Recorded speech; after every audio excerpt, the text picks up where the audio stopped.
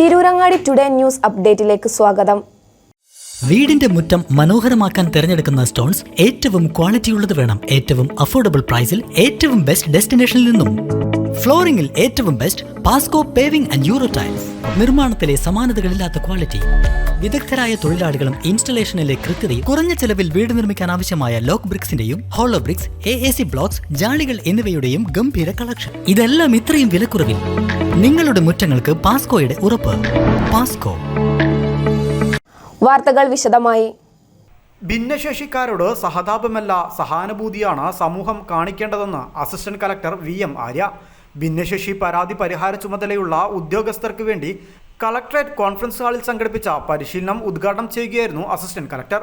സ്വയം മുന്നോട്ട് വരാൻ ഭിന്നശേഷിക്കാരെ സഹായിക്കുന്നതുവഴി മാത്രമേ അവരെ ശാക്തീകരിക്കാനാകൂ. അവരുടെ പ്രശ്നങ്ങളെ ആർദ്രതയോടെ സമീപിക്കുവാൻ ഉദ്യോഗസ്ഥർ തയ്യാറാകണമെന്നും അസിസ്റ്റന്റ് കളക്ടർ പറഞ്ഞു. ഇന്ന് നമുക്ക് എല്ലാവർക്കും അറിയാം, ഇന്ന് ഭരണഘടനാ ദിനമാണ്. ഭരണഘടനാ ദിനത്തിന്റെ ഒരു പ്രാധാന്യം, അതിലെ കാതലായിട്ടുള്ള ഒരു സെക്ഷൻ വന്ന ആർട്ടിക്കിൾ 21 ആണ്. Right to live with dignity ആണ്. അത് ജീവിക്കാനല്ല, അത് സ്വാഭിമാനത്തോടുകൂടി ഡിഗ്നിറ്റിയോടുകൂടി ജീവിക്കാനുള്ള അവകാശമാണ്.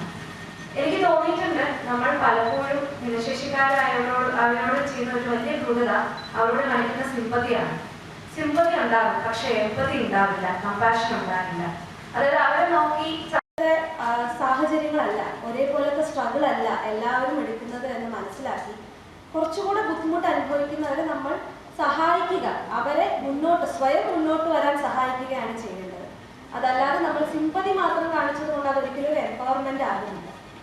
ഇന്നേക്ക് ഒരാഴ്ച കഴിയുമ്പോൾ നമുക്ക് പേഴ്സൺസ് വിത്ത് ഡിസബിലിറ്റി ഡേ ആണ്, December 3. ഇന്ന് ഇവിടെ വന്നിരിക്കുന്ന എല്ലാ ജില്ലാ ഉദ്യോഗസ്ഥരോടും എനിക്കുള്ള ഒരു അഭ്യർത്ഥനയും അതാണ്. ഇന്ന് ഇവിടുന്ന് പോകുമ്പോൾ, ഇന്നിവിടെ നമുക്ക് അവബോധം സൃഷ്ടിക്കുന്ന രീതിയിൽ ഒരുപാട് കാര്യങ്ങൾ നിങ്ങൾ അറിയുന്നുണ്ടാകും.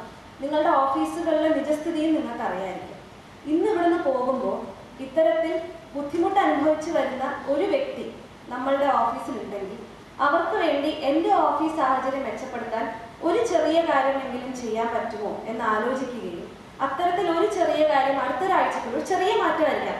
ചിലപ്പോൾ നിങ്ങളുടെ അവിടെ ഇരിക്കുന്ന ഡ്രിങ്കിങ് ആൻഡ് ഹൈറ്റ് ഒന്ന് കുറയ്ക്കുന്നതായിരിക്കാം ആ കാര്യം. ചിലപ്പോൾ ഒരു സൈൻ ബോർഡ് പ്രോപ്പറായിട്ട് വെക്കുന്നതായിരിക്കാം ആ കാര്യം.